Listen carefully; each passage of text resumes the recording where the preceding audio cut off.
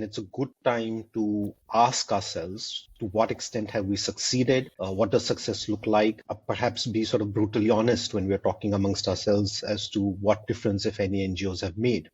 And I don't think that Indian cities have really internalized the concepts of sustainability. We still see cities trying to adopt the same solutions that have failed for decades. Wait a moment, it's not just about designing the road around the tree. Maybe we should question the fundamental nature of why this road is needed in the first place. We saw the transport or the misplaced transport policies as being one of the major reasons for why the city is losing its charm.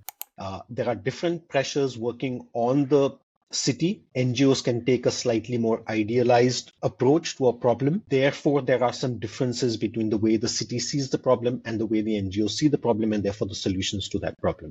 There's a police commissioner who thinks this is great. Let's encourage cycling. The next one guy says, I don't think cycling is suitable for the city. But if there's a bicycle plan, then it doesn't become about individuals. It becomes about what the city's plan is. Are we on? Let's go. Welcome to another episode of the OoruLabs podcast from Bengaluru. Ever complain how bad our cities are, how bad your commute is? You will get to hear from people who are working to solve these problems in their own way. This is your weekly soapbox for urban sustainability. I am your host Sathya Sankaran. Ranjit Gadgil has been working at Parisar. This was an NGO set up in Pune in the 1980s, working in the field of environmental awareness, education, and action since its formation in the early 80s. Its area of interest spreads across a wide range of subjects from nature conservation to sustainable development. It has been working on sustainable transport as well since the 90s. And my interactions with Ranjit have been around this as a part of something he had formed called SUMNET, he and his colleague Sujit. We'll talk about that as well. Being an early mover in urban sustainability space, they have created a good wealth of experience working in Pune, working outside of Pune with other entities. So he brings a depth of knowledge in this space as well. So let's, in this podcast with Ranjit on the show, let's try to dig into what the 4 decades of he and his team's work can teach us. Welcome to the show, Ranjit. Thanks, Satya. Thanks for having me. Wonderful to be here. So let's dig in with the headline question that I have, which I think will lead us to answering it in a lot deeper way. Do you think non-profit civil society organizations and NGOs have created impact in cities becoming sustainable? So the big question right up front, Satya, starts with the big one. It's an important question because a lot of us, like you said, Satya, have dedicated a major part of our lives to working in NGOs, and with the strong belief that we can make a difference, that we can make a change. All of us got into this perhaps because we were very unhappy with the way we saw cities developing and felt that there was a better way to go about this. And though I wasn't the co-founder of Parisar, I joined several decades later, actually. Sujit, as you mentioned, founded the NGO when these changes were first beginning to happen. But yes, it's been over 2 decades, and it's a good time to ask ourselves to what extent have we succeeded? What does success look like? Perhaps be sort of brutally honest when we're talking amongst ourselves as to what difference, if any, NGOs have made. Well, sustainability is a very big concept. And of course, when we say, is a city sustainable or is it on the path of sustainability, it means a lot of things. And of course, this is not a podcast about sustainability, but largely we think of being able to use resources wisely, to be able to also think about demand side management, not just supply side, to think about integrated solutions. These are some of the hallmarks of sustainability. And of course, we have other labels like smart and green and what have you, but they're all really the same thing. And the SDGs, the Sustainable Development Goals developed by the United Nations, is a fairly comprehensive set of how one may gauge whether a city or a system is sustainable. I would say that most cities around the world, even the best ones, are perhaps not fully sustainable. One thinks about cities like Singapore or Portland, Oregon, or what have you, as cities that have certainly done much better.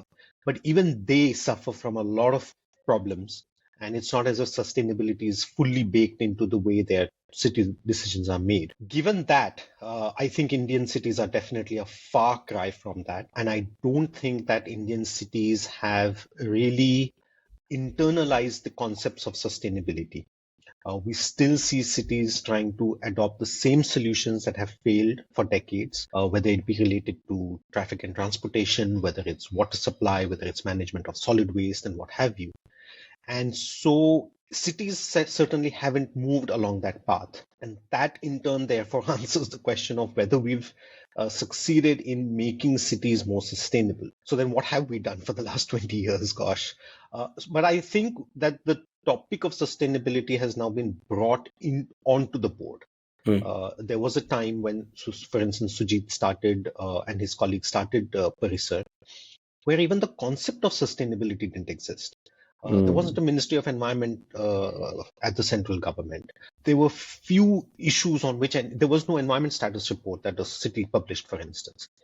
And so NGOs have definitely played a very major role in bringing this conversation into the room and asking the hard questions and demanding that cities should be more sustainable, and perhaps, as we'll discuss later on, taken some small steps in enabling this to happen.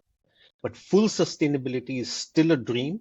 It's still a big goal, and it will take quite some doing before we get to that point where the fact that cities are sustainable means that people are leading healthier, safer lives, and cities are more inclusive.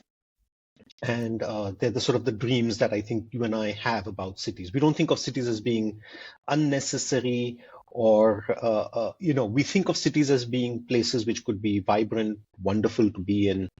We all chose to live in cities, but that's still, I think, a long ways off. So the environmental sustainability is what predominantly is something that we have all been working on, whether it is greening the city or trying to preserve its commons so that it doesn't go towards rapid deterioration. Like you mentioned, vibrancy is a big aspect of it. But most of your work and the work in cities from the NGOs has been about preserving the dignity of human beings and their safety on the streets and the right to be able to live a decent life and walk around and cycle around and whatever else, right? But let's start with the 80s or the 90s when you were around at Parisar. What did it look like? What did Pune look like? And when you started the work, how was the reception from authorities? What did they know and what did they not know in those days? Like you said, the Ministry of Environment and Forest probably didn't exist, but at a local level in Pune, what did it look like? Yeah, I mean, I think in the 80s, and these are stories that are told to us by Sujit, Pune, like many other cities, I feel the same way about Bangalore, for instance, were wonderful places. There was a lot of greenery. There was a certain quality of life that people enjoyed. And a lot of the concepts that we talk about now, being able to shop locally, visit local stores, cycle to school.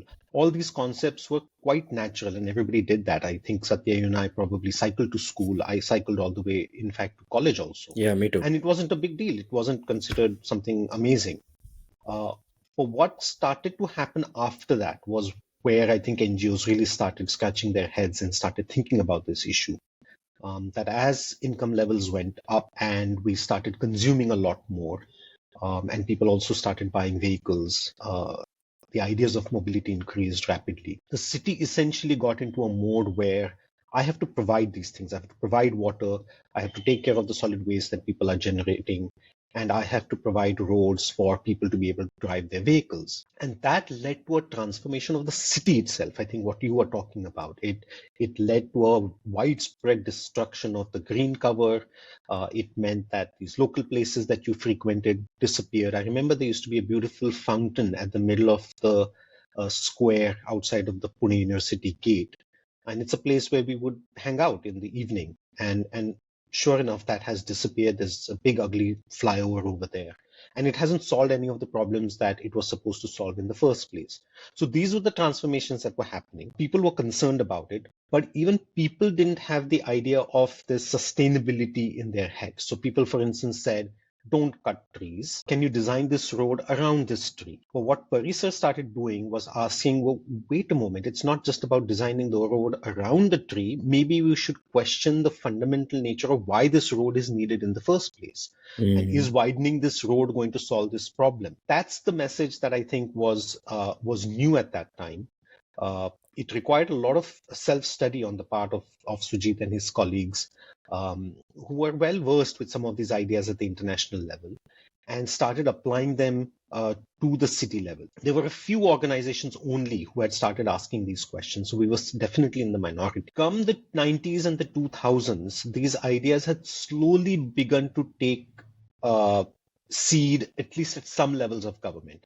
And one of the things that I think, Satya, you will notice right away is that the central government has actually put out a lot more progressive policies than what we've seen at the city level or even at the state level. For all of us who've been working on urban transport, 2005 or 2006 is when the National Urban Transport Policy came Mm. out.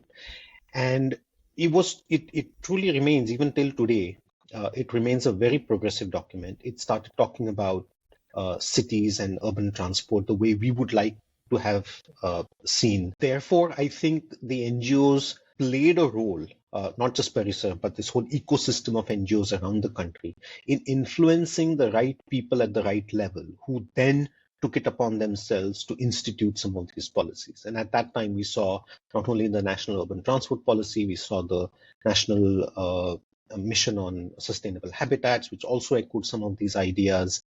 And so I think at the national level, at least, some of these ideas began to see themselves into the policy documents. Mm. So now when we went to the city administration, we didn't say this is what I'm saying, but this is Mm. what the National Urban Transport Policy is saying. And I think that created a difference in the dialogue that would then happen after that.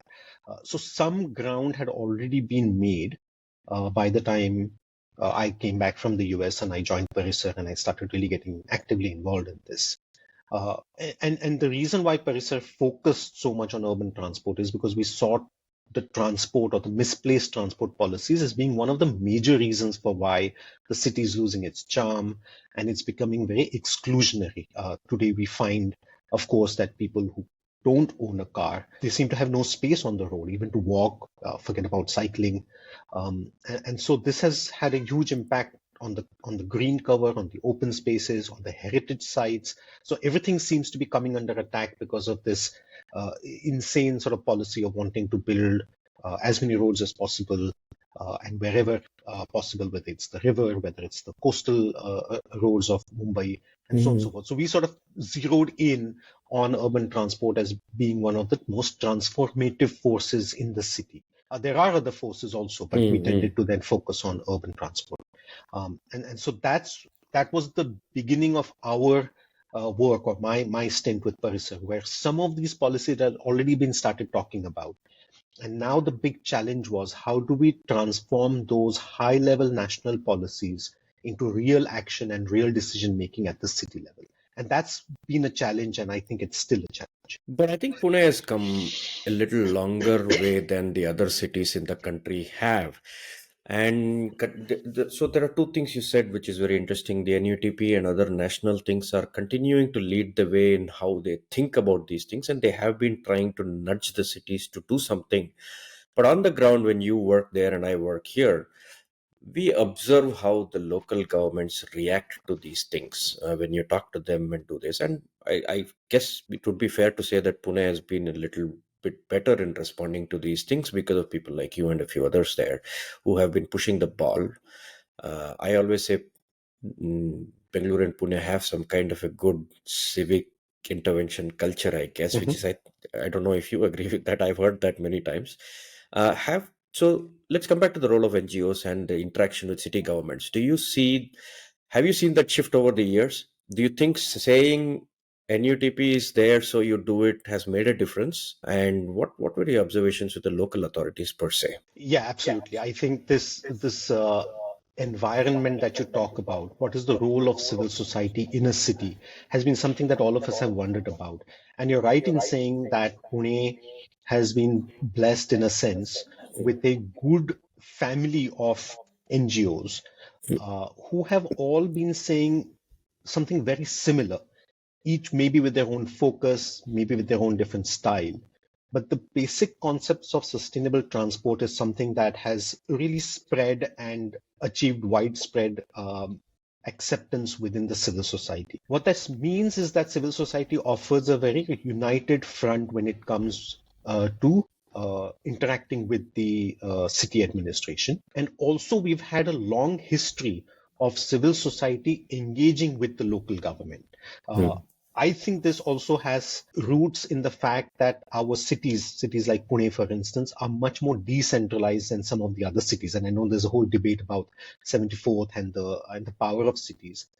But at a very broad level, I would say that a city like Pune, which is a large city but not a capital city, means that the city administration is largely able to make a lot of local decisions. They're not constantly under the state government's radar, for instance, and they're able to make those Mm. decisions. And the elected representatives are fairly empowered, which means that they can also influence the decisions that are happening. So it is a little bit easier for the ecosystem of civil societies in Pune to influence the decisions that are happening at the Pune level, both in terms of the political engagement as well as the engagement with the bureaucracy, which is very local and locally available. And the fact that we've had a long tradition of this and means that civil society is seen differently by the administration. Often the administration can be quite wary, quite suspicious about civil society, have misconceptions about civil society. But the fact that we've been engaging with the administration for a very long time means that there's a relationship that has been established with them. We may not agree on everything. Certainly we don't. Otherwise, we would have seen a completely different city.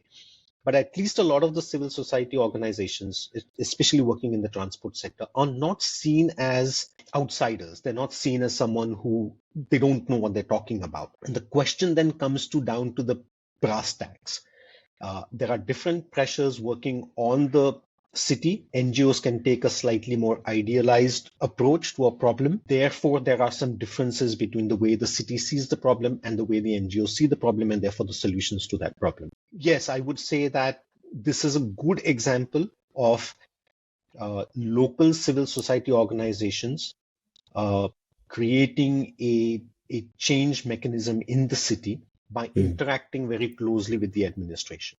It also means that the civil society in Pune Mm. has really benefited from, I would say, Parisar, but Mm. before Parisar began, to be able to really embed the ideas of sustainable transport amongst these NGOs. There are many NGOs in Pune who will say that we first learned about these ideas of sustainable transportation from the work that Parisar had done early on in interactions with Sujit, who was completely immersed in this subject. He was completely obsessed with this subject at a time when hardly anybody else was. And so there was a lot of peer learning, and we continue to work with one another. We continue to collaborate with one another. We may belong to different NGOs, but we come together, we plan together, and that has been a great strength. And it's also been great fun, therefore, to work in a city like Pune. I'm not sure that that same camaraderie between civil society exists in every city, um, uh, but definitely, I think Pune is a place where we've managed to hold on to that, and it's, I think, served both us and the city well. This is a bit of a pat on one's own back, but yeah, I think that there is something to be said about a unified effort to try and change the city. No, that is deserved as well, I think, in how you have been able to. Before we come into how we've heard about you and how you created SUMNET, let's go back and look at the work around sustainable transport, because that became a focus for Parisar quite early. And it's been at least a couple of decades, at least, of work, or at least influencing and trying to embed ideas of sustainable transport. What has been the success? Because for me, sitting where I am, Pune Bicycle Plan in 2017 was quite revolutionary. For a city corporation to pick up that and say we will adopt that and we'll do something was there. And then you worked on a bunch of things like road safety and others, right? So give us a perspective of how you chose to tackle urban transport issues in the city. Why did you pick what you did, and how did it pan out so far? And are you happy with where you are, where the city is? Let us say we are always not going to be happy, but where the city is, are we Happy there. One of the first interventions that I think was noteworthy was bus rapid transit. And I know that I have to Mm, remind listeners about this concept, which has unfortunately seen far worse days since it first came into public consciousness.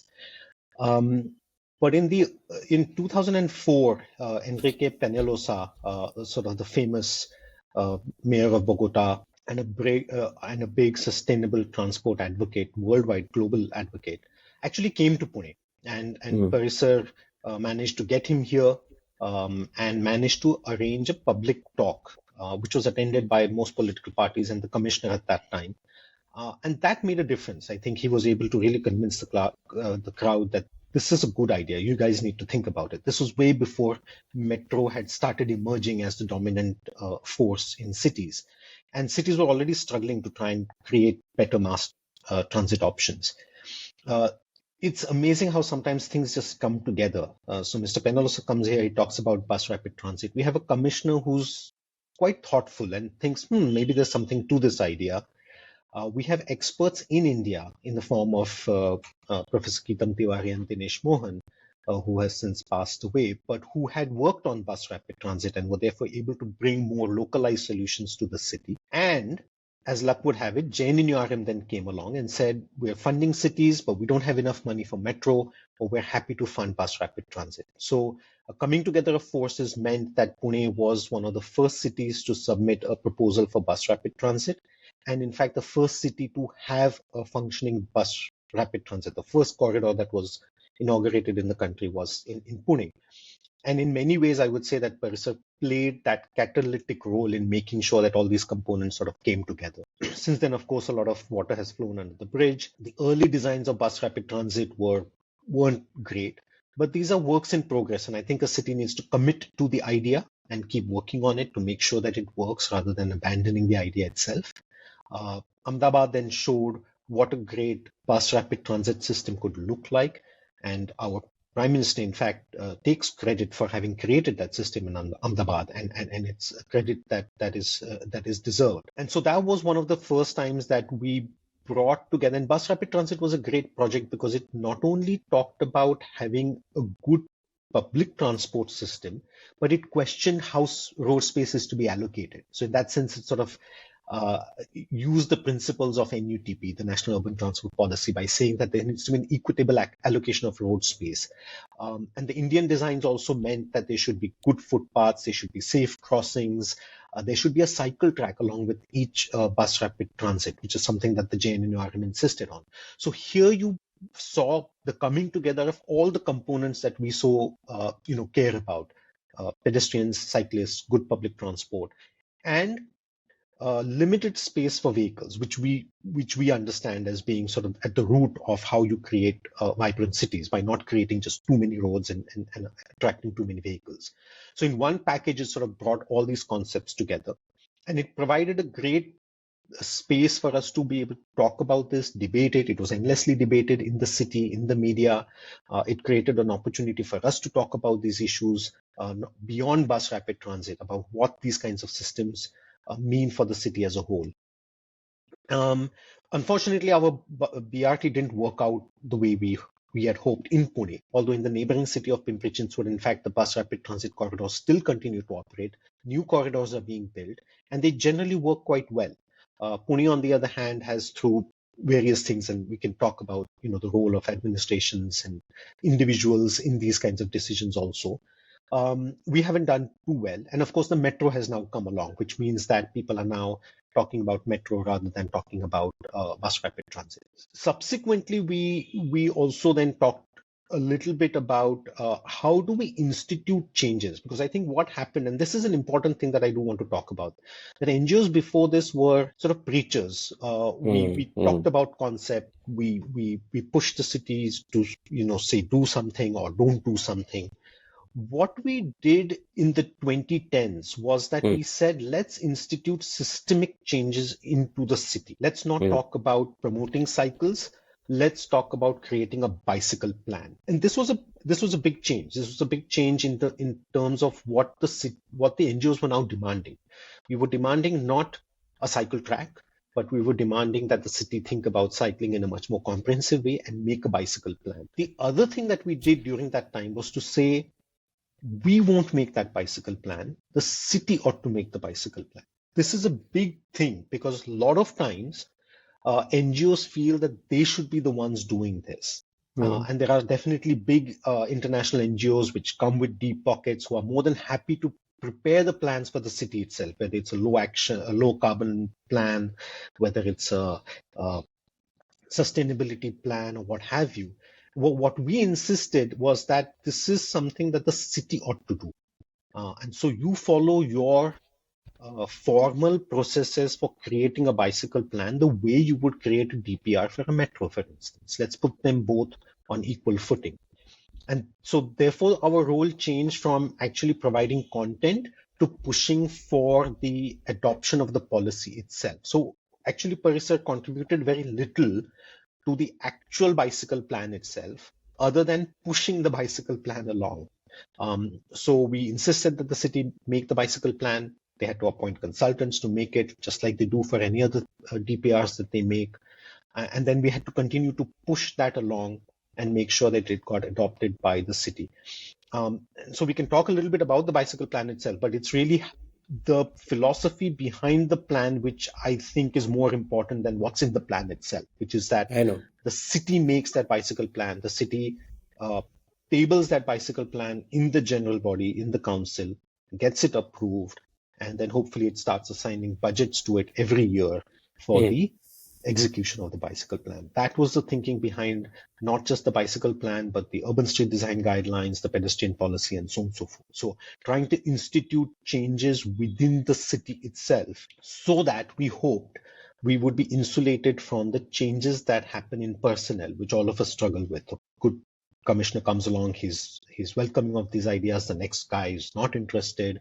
There's a police commissioner who thinks this is great. Let's encourage cycling. The next one guy says, I don't think cycling is suitable for the city. But if there's a bicycle plan, then it doesn't become about individuals. It becomes about what the city's plan is. And so that even if you get somebody who's less enthusiastic about cycling, you say, well, it doesn't matter because the city still has a formal bicycle plan that needs to be executed. So when you said you made them do the plan, the first question is, why did you want to push it that way? And what do you mean by them making the plan means that the system has changed into something else? Because ultimately the consultants are going to actually do the drawings of where it is going to come and what is the length going to be, distance and width and whatever else, and the design of all those things. That is one.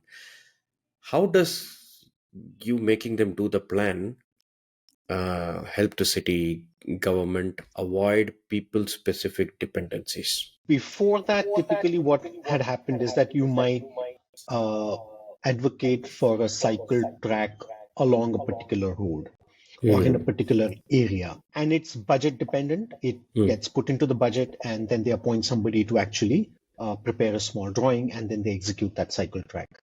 There's always a chance that somebody else comes along and says, well, this is it. We don't want to do anything more, or even remove that cycle track. Both are possible. The other thing that happens is that you don't then think of cycling as being a formal mode of transport in the city. It's seen as something that you do as a little add-on here and there, where it's possible, when it's convenient.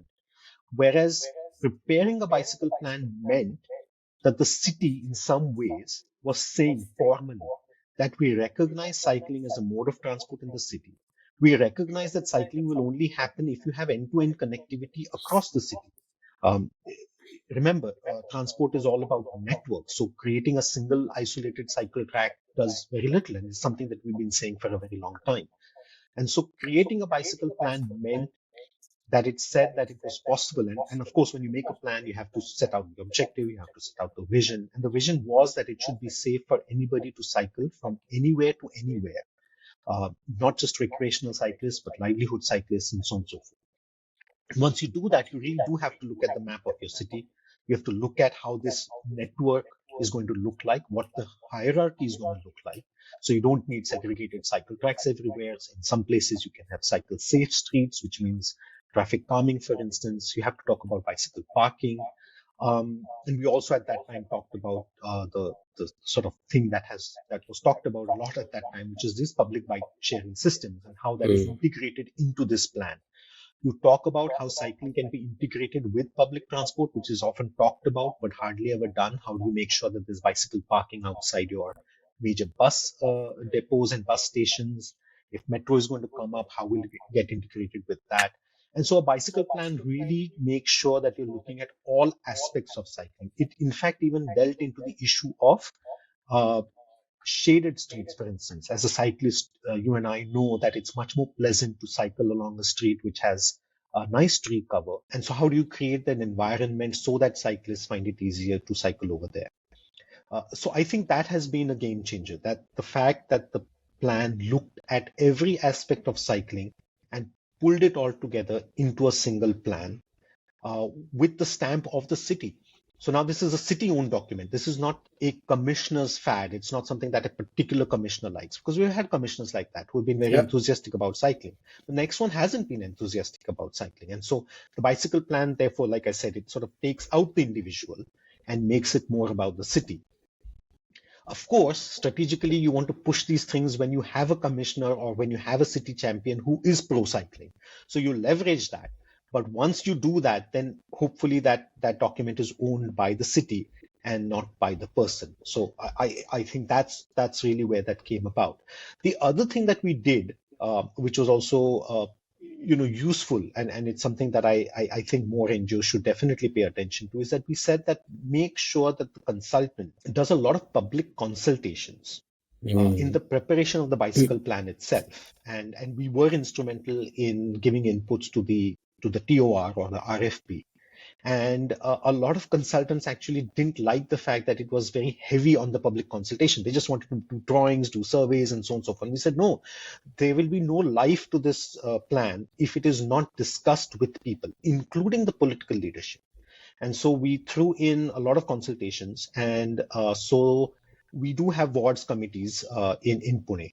And so there were two consultations with every wards committee during the preparation of the plan. There was widespread interaction with uh, other stakeholders. And so what happened is that once the bicycle plan came up for approval, there had been a fair amount of discussion around it.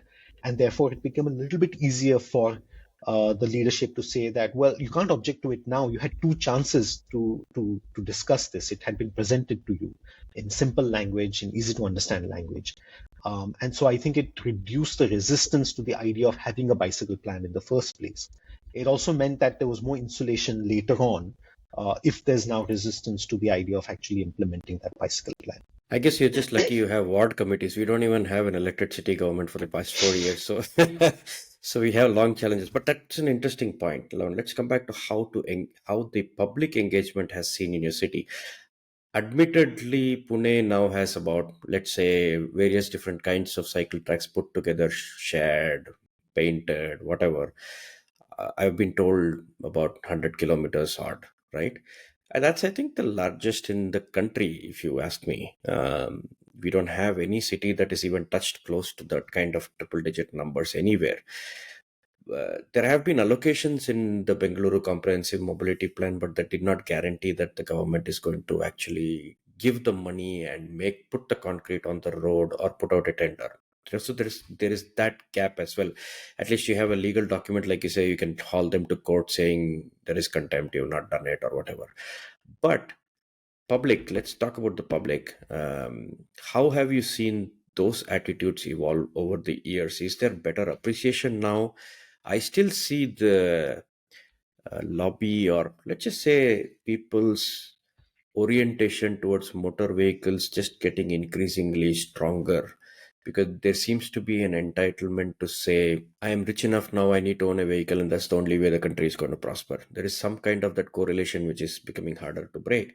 And in spite of all this, some of the non-profits and civil society organizations like yours and others have been trying to institutionalize this. It need not be only that. Look at these choices which are better, which make you better off, which make others better off. But has that taken off in your city? Do you see that in other city? And you can talk about SUMNET, because this is something I wanted to bring as well, right? You have been trying to reach out to, you created this SUMNET. Explain what it is, what's the full form, and how have you been trying to engage with other CSOs in other cities? Because I met you there. I met you and Sujit there in, I don't remember, 2015 or 2016 or sometime when you were here in Bangalore. I think twice I attended. And there were useful things talked about. You guys brought some expertise to the table, some knowledge to the table, and we were sharing things. And so, yeah, the public angle and SUMNET, and can you string that story together for us? Yeah, absolutely. I think one of the things that Parisar has done is that, like I said, we're local grown. When we engage with the city, we're essentially like citizens. We're not consultants working for a large NGO that is doing a project in the city. And so we're there to stay. And we've seen a lot of value in that kind of civic activism. Therefore, we never adopted a model where we said Parisar should set up a branch in some other city. In fact, what made more sense was to engage with local civil society, which lives in that city, which has a stake in that city, which knows that city. They've been born and brought up in that city. And to see if we can help other such NGOs both understand the issue of sustainable transport and mobility, and also in their advocacy with their respective local governments. And that's where the idea of the Sustainable Urban Mobility Network, or SUMNET, came about, where a bunch of small civil society organizations, some are even individual activists who don't even have a formal registered organization, but are doing wonderful work in their own town or city. The idea was to convene, share our experiences, learn from what others are doing, and try to create a base which can do two things. One is that you can take up advocacy in your own city on any issue related to urban mobility. And of course, as a national network, you have some ability to do national level advocacy also. So for instance, we advocated for a National Pedestrians Day, and that's something that the network tried to advocate as a national network. Similarly, we found that not all the cities are the same. We had a wonderful activist from the city of Patna who learned about all these things. These were all new to him. He had already been active in other spheres of social engagement, but he thought, wow, the idea that pedestrians have rights, that there's something written in the policy document that actually embodies those rights, was something that he found fascinating, and he wanted to take it up with the Patna administration. And one of the things that he realized is that the public itself were asking him, really, pedestrians have rights? We didn't even know that. And he said, no, yes, we have rights. We do have the right to walk safely. We do have the right to not be run over or pushed aside by motor vehicles. And this is sort of embedded in a lot of the policy documents of the country. The administration itself was a little surprised to see these activists show up and start waving around documents like the National Urban Transport Policy, the Indian Road Congress guidelines, which all talk about also safe pedestrian access. So I think we were, able to, through this network, empower some people, guide them, help them out, share experiences, and they were able to leverage that in their own city. Because after all, it's not about just fixing the city of Pune. All of us would like our country as a whole to have a certain urban environment. And we all travel to different cities, and I think we always look around. We look at, what's the state of footpaths? Do I see a cycle track? Are people following, rules over here? Those are the kinds of things that our eyes now, I think, pick up whenever we go to another city. So that's been a wonderful experience. It's been great to be able to do that. And that's really the hallmark of sustainability, right? I mean, it has to be local, it has to be homegrown, it has to be people who understand all their civic issues. You're not looking at just an urban transport problem. Often you're looking at that in conjunction with a housing issue, or with a water issue, or with a drainage issue, or with the preservation of local heritage. So it's always best left to a local organization to be able to raise these demands. But that demand can be definitely strengthened through the creation of entities like this network. So that's about SUMNET. The other question that you asked, which is really the 800-pound gorilla in the room, has the public really internalized the idea that we need to have less motorized traffic in order to create more space for pedestrians, for cyclists? Even ideas like a bus lane, which I know ran into a lot of public opposition in a city like Bangalore, and bus rapid transit here in Pune. And yes, it's because of this extreme level of entitlement that every motorist has, that now that I've bought a motor vehicle, the city somehow miraculously has to create an environment where I can drive my vehicle without any obstacles. I don't want to pay for parking. I don't really want to obey traffic rules either. And so it does mean that a lot of other people get squeezed out. There was a time when we could have quite confidently said that the majority of trips in a city are still happening by walk, cycle, and maybe public transport. And all that's happening is that their voice isn't as loud. Motorists tend to be also extremely loud. Not only is their vehicle very loud, but they tend to be very vocal about their issues also. Unfortunately now, well, fortunately in some sense, it shows that we are growing economically, but it also means that now with the advent of two-wheelers, it may well be the case that there are now more motorized trips happening in a city, and that balance may be tilting in some regards. And so they're also now claiming to be the majority voice, not the minority voice. The only problem is that as a solution, this doesn't work for the city. Trying to solve the problems of each individual motorist creates a cumulative problem which the city can't solve. And with issues such as climate change, which is still not something that people care about on a day-to-day basis, but definitely air pollution is something that's now affecting people on a day-to-day basis, is about the only issue that they see as something that they worry about. Otherwise, people are so frustrated with high levels of congestion, being stuck in traffic, that the psychological reaction to that is that give me that extra space, take out the cycle lane. I don't see so many people using that cycle lane, and give me some respite. Not knowing that every time you do that, you're making the problem worse than it was before. This is a conversation that's certainly been had. The media has definitely, I think, sometimes understood this better. You still see a conflict in the media. They'll still on the inauguration of a flyover and say, oh, great, now the congestion will go. And then a little bit later, they'll also talk about sustainable transport. And you say, well, but then why did you say that the flyover will solve the problem? Shouldn't you have appended a line that said that while it will solve the problem in the short term, it may lead to an increase in traffic in the long term? But those are the challenges in media reportage, which also I think civil society has played a big role in trying to influence, because ultimately you can influence public opinion and political opinion through what appears in the newspapers. And I think our long engagement with local media has meant that there's been a subtle but noticeable shift in the narrative. It's not complete, but I think that at least some of these ideas are beginning to make their way into the stories that are put out by the media. But this is still a huge challenge. And so any talk of reducing motorized vehicles, demotorizing a city, is still something that Yeah. requires a lot of engagement with the public, with the media, the administration, the political establishment, and so on.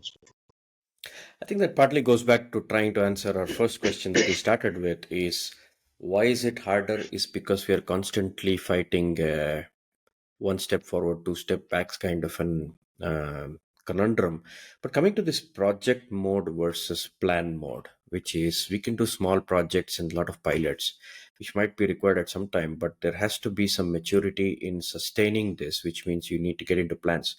But the public seem to think, at least where I, in my limited exposure to people who have been talking to me, it could be anecdotal, they seem to think that no, plans are just these people just will make the plans and they will not implement it. I might as well see a project.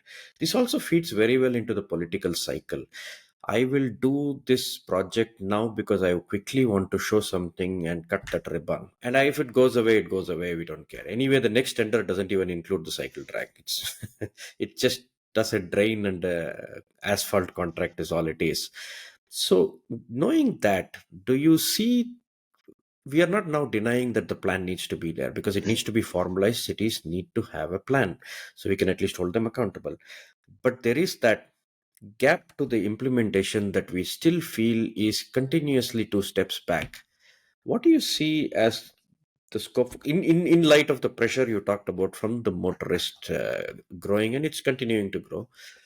What do you see as the future of urban sustainable mobility? This cognitive mapping that trying to solve a problem here and now may eventually not solve my problem is, I think, the hallmark of human civilization, right? I mean, we basically figured out that I can think about something short term, but if I take a longer view, the benefits that accrue to me may be much more than just trying to fix my problem right now.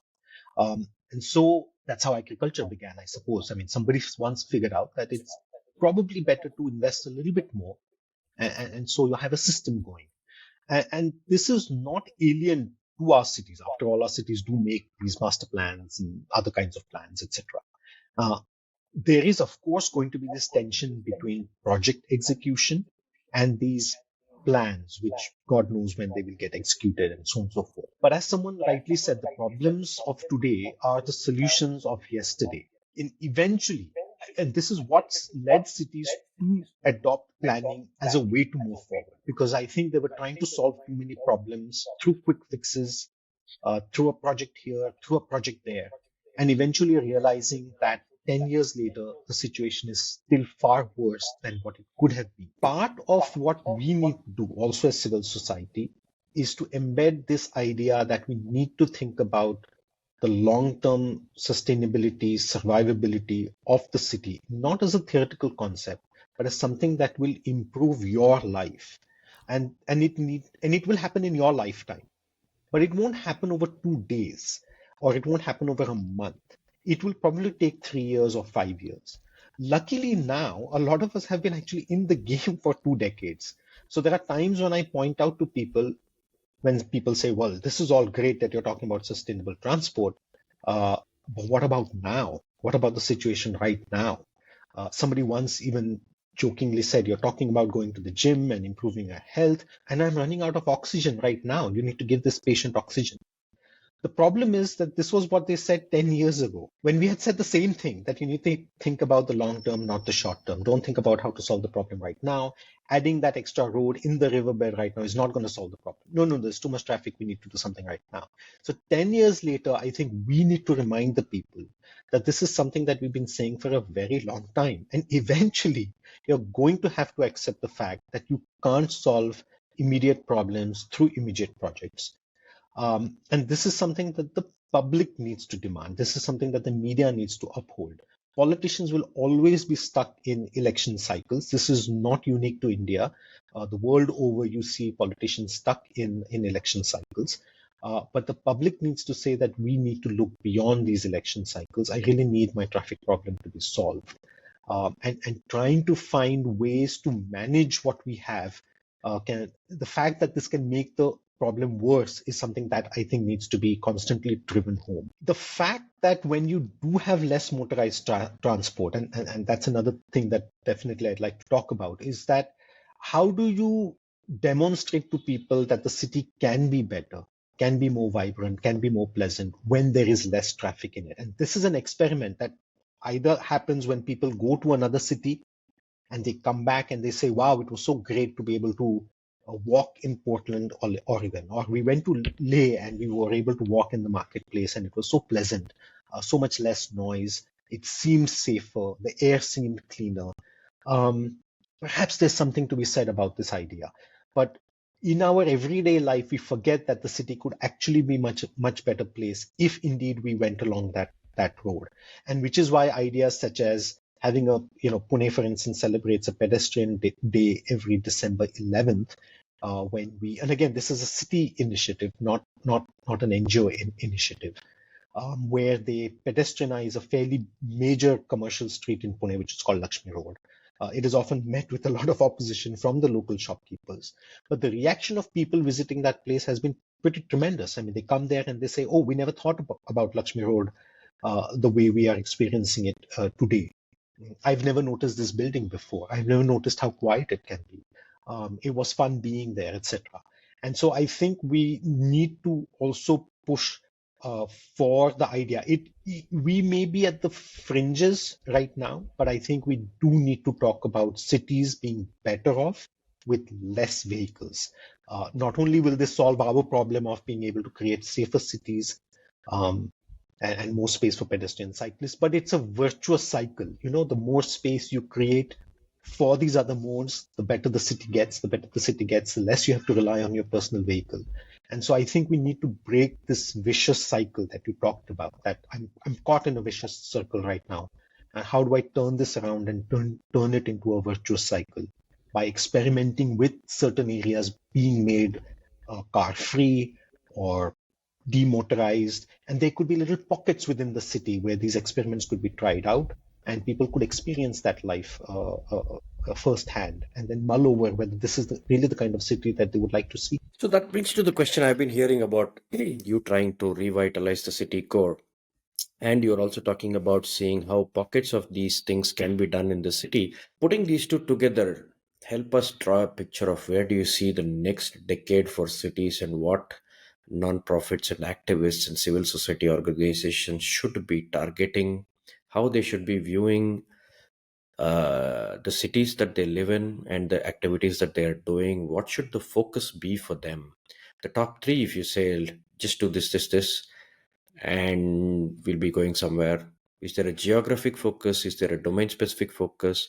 And what are the principles around which, one of which you said is pedestrian cycling? What are those kind of principles around which you think impactful civil society interventions can be made in cities? So the sort of the triumvirate of these principles is really making cities safer. So road Mhm. safety is a big concern in our cities. And it's something that we as civil society need to continuously highlight. Every pedestrian death in the city is really tragic because it should not happen.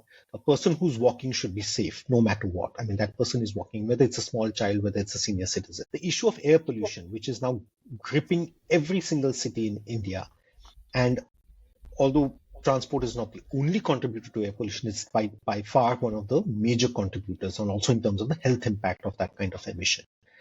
And the fact that we are facing climate change, but also sedentary lifestyles, and therefore the impact that it has on our health. So the health angle has to be played up. We are living in cities which are not very healthy for us as human beings. And my increased income level is not really giving me that level of health that I should be enjoying in a city, while I may have the trappings of other sort of things around. So these are the principles, and we do need to talk about, quite frankly, that cities will be better off with less motorized vehicles. This is something that is being talked about increasingly in the road safety arena, even at the global level, where they are saying that perhaps one way to make the world safer is to actually reduce motorization, because trying to create safety through motorization has really come up against certain hard barriers. It's safer to travel in a bus, it's safer to walk. Motorcycles are inherently unsafe vehicles, so how can we reduce their numbers? And by reducing the numbers, you really mean reducing people's dependency on that vehicle. People still need to travel, people still need to go to school. So how can you then make sure that children can cycle safely to school? And all of these are linked ultimately to the sheer number of vehicles in the city. And I think for a city like Bangalore, this is very evident, where you have a reasonable number of buses that are plying in the city. But the fact that you have so many more other vehicles makes, again, all these solutions, um, come to nothing. So I think demotorizing cities, reducing our dependency on motorized vehicles is critical. And the reason why we're looking at the core city area, and every city in India has that core city, is because the typical solutions simply can't be applied over there. The solutions of road widening, building a flyover, is something that you can't do, for instance, in the Pate areas of Pune, where we are trying to promote this idea. And so you really need to think out of the box. These are inherently walkable areas, never meant to be for motorized transport. And so can you create a situation, especially with the advent of metro? I mean, some of us have had debates about the metro system itself, but now that it is in the city, how can you leverage the power of that metro to then create areas around it, which then allow you to enjoy the core city, to shop, to have commercial activities, but not have such a high dependency on motorized transport. The good news is that these kinds of experiments are now happening in India. I don't have to cite foreign examples. Often people in India don't like when you give them foreign examples. But Chandani Chowk, for instance, has been pedestrianized recently, and a lot of these same principles have been applied. It's required deep planning, a lot of stakeholder engagement, and then finally plans which are then executed by being supported by the government. There are many other examples of this happening. I think there are some examples in Bhopal, and there are some examples happening elsewhere also. So the idea of turning these extremely congested parts of the city into predominantly walk-friendly, public transit-friendly, shared mobility-friendly areas and trying to remove motorized transport from that, I think is a powerful idea. It again is something that is a new idea, but I think we need to continue to push that because that will really push our cities towards this ideal of sustainability that we all dream about. Last but not the least, what is the role of corporates in this whole thing? Because they are driving the economy, they are creating the employment, they are creating the excuse of mobility that is required. Otherwise, we could all just sit in our homes and not do anything.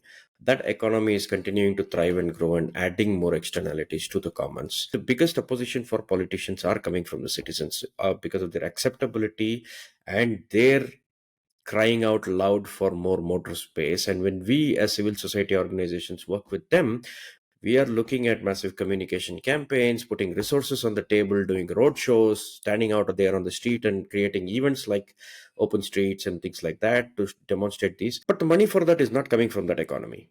The CSRs today, my favorite rant about that is the CSRs today do not look at sustainability. They talk about climate change, but they just plant trees. That's the extent to which I have personally observed CSRs putting money on, and it's a big pressing topic. They do adopt humanitarian agendas, which is required because there are a lot of humanitarian needs that the state cannot fulfill, that some of the NGOs are fulfilling. But the biggest threat to climate change is from the cities. 70% of India is going to be in cities, and 60% of um, transport emissions that you talked about does come from transportation in large cities, right? And conveniently, all CSR on climate change sidesteps this pressing issue of getting people to walk, cycle, getting the services that are required. How have you seen this being where you are, and what do you have to say about that?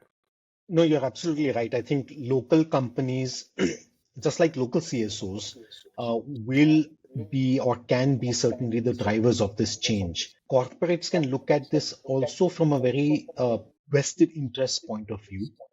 No company wants to be located in a city which is bogged down by congestion. I think as soon as a company realizes that, and this is something that perhaps we have failed in a sense to be able to communicate very powerfully to the corporate world, that the way out of this is again not to build that flyover that will ease the congestion at a particular point near an industrial sector or an IT park or what have you, but really getting the city to adopt more sustainable transport overall.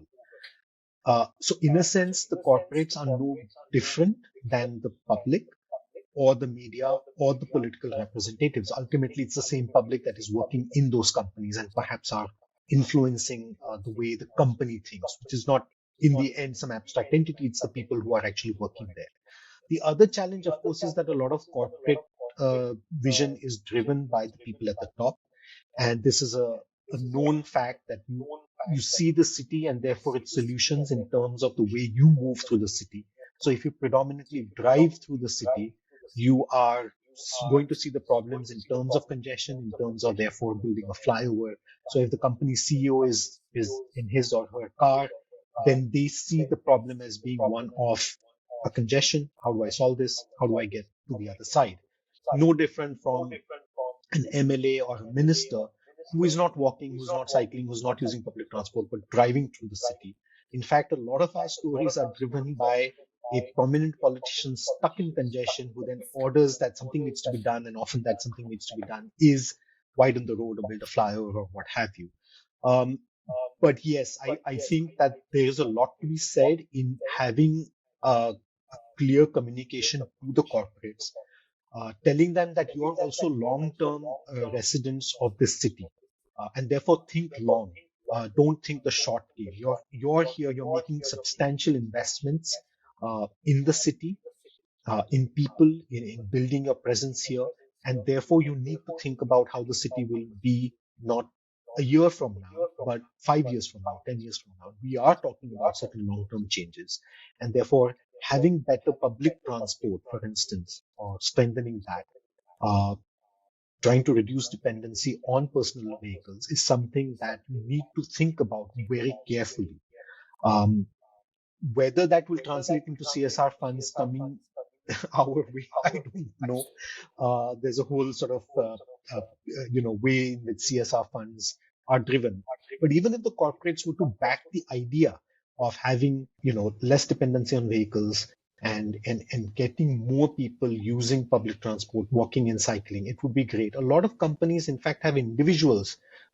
One of the great ways in which we learn things is by traveling, and a lot of these company employees have been to the Netherlands, have been to these cities where they've seen how this has actually worked. And a lot of times you see people within these companies saying, I would cycle to work. I'm not doing anything. I'm becoming, a little thick around the center, come my middle age, but it's not possible to do that. And I think that conversation is definitely something that needs to be had. And eventually, if it also transforms into support from corporates to civil society like us, then I think that's cherry on the cake. I hope that happens as well because, like you said, the corporates putting their money where their mouth is would be very interesting. There's still some amount of ways to go in them trying to think about the longer term picture.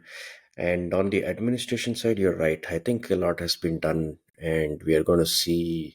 Hopefully, we won't take two steps back anymore, right? I mean, we might have to take only one step back and keep moving forward, and at some point we'll hit a tipping point where we're only going forwards and no steps back happen. That would be wishful thinking. So Ranjit, thanks for coming on the show and sharing these thoughts with our viewers. It's been an enriching experience always interacting with you and learning of all the things that Parisar has done so far. And to everybody else, this is a call out to like, subscribe, and share these videos with your friends so I can get more people like Ranjit and Ranjit again back on the show as well to talk about how we can kind of look at climate change friendly cities. And like we mentioned many times on this show, the cities are where the action is. If we don't show results here, we're going to be letting ourselves down in terms of sustainability for the future. So thank you very much, everyone. See you all next week. Bye bye. Bye.